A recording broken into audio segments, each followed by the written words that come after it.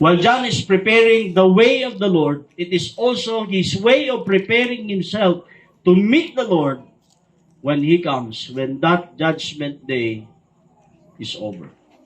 Alam natin sa buhay natin na tayo ay tinawagan ng Panginoon, meron tayong duty na dapat natin gawin, and lahat ng ito, mga kapatid, ay hindi mauuwi sa wala. Sabi ni John the Baptist,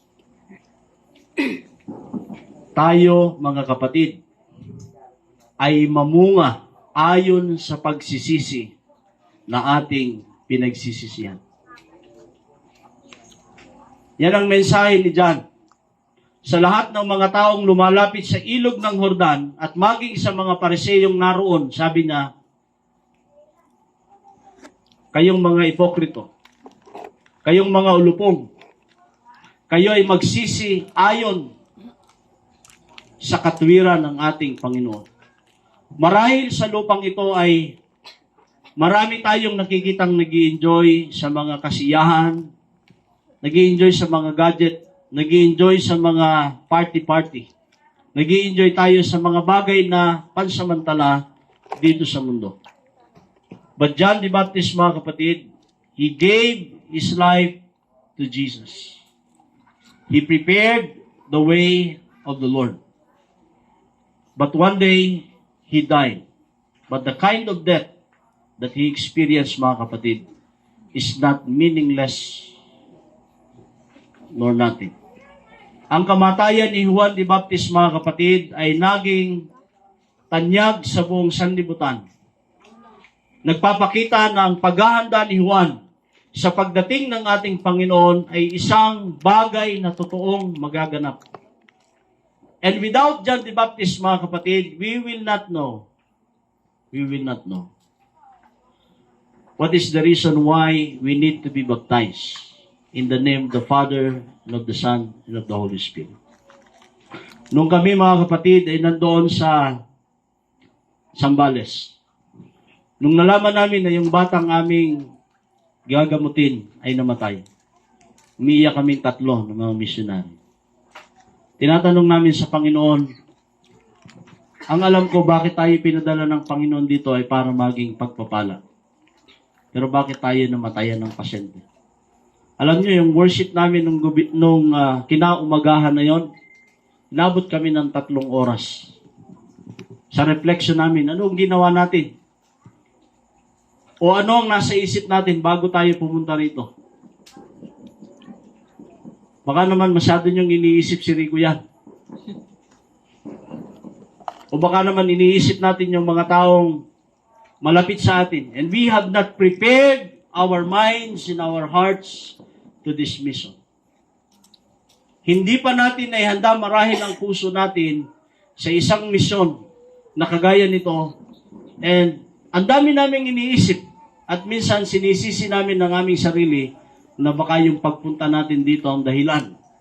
Na pumunta tayo dito na hindi naman tayo ready mentally, hindi naman tayo ready emotionally, hindi naman tayo ready physically.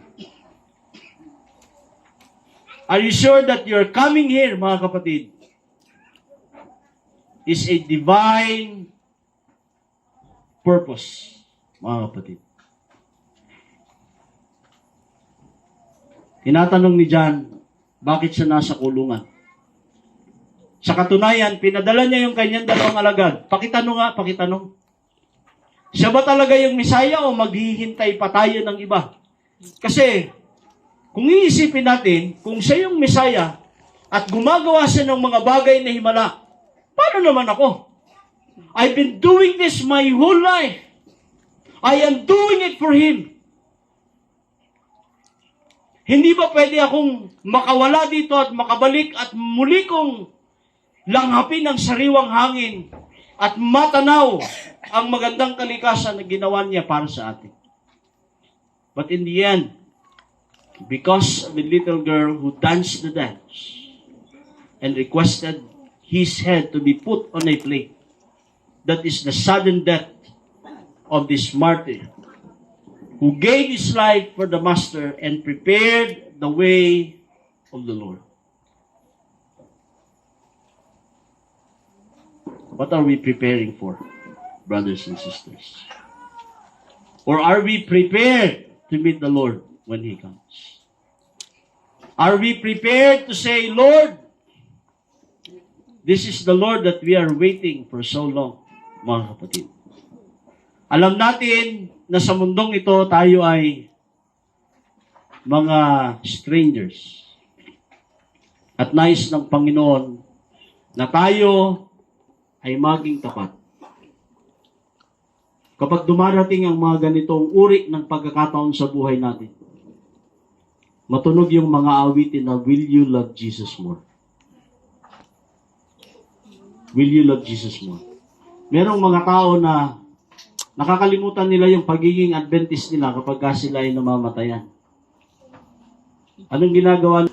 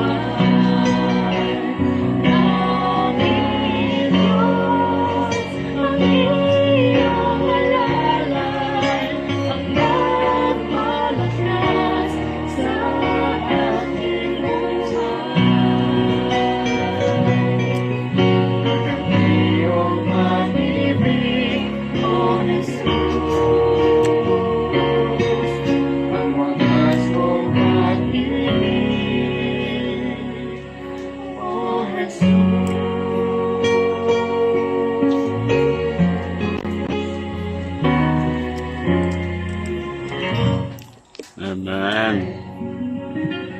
Na siyang unang umilig sa amin. Panginoon, Ikaw ang dahilan bakit kami aming buhay ng aming kalakasan. Ikaw ang dahilan, Panginoon, ng aming mga ngiti sa aming mga labi. Ikaw ang dahilan ng aming mga tagumpay sa aming mga buhay. Kayo, O Diyos, ang tumawag sa amin ng isang banal na pagkatawag. Bagamat kami ay nagkasala, patuloy kaming binibigyan ng pagkakataong makalapit sa inyo. Binibigyan ng karapatan na maging inyong mga anak, mapabilang sa inyong kaharian. Binigyan ng pag-asa sa pamamagitan ng aming Panginoong Hesus. Binigyan ng tapang sa tulong ng iyong banal na Espiritu na harapin ang maraming mga pagsubok, hamon sa aming buhay. Gano'n man ito kabibigat, gano'n man ito karami, at maging hindi naming maunawa ang pangyayari sa aming mga buhay. Amen, Diyos. Sa gabing ito, marahil nalalaman po ninyo ang bigat ng damdamin sa puso ng mga naiwan ni Brother Genesis. Tanging kayo ang nakababasa, Panginoon. Maaari po bang inyo silang aliwin?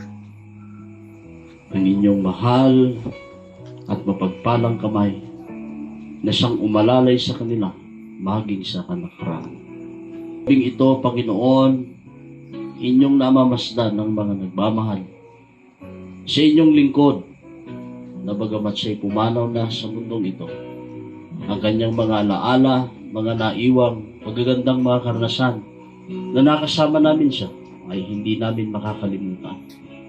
Mamimiss namin, Panginoon, ang kanyang mga ngiti, ang kanyang boses, ang kanyang mga magagandang kwento, ang makasama siya sa hapagkainan, sa bahay-sambahan, sa mga gawain, at maging sa mga dakong pinahintulot ninyong marating kasama siya.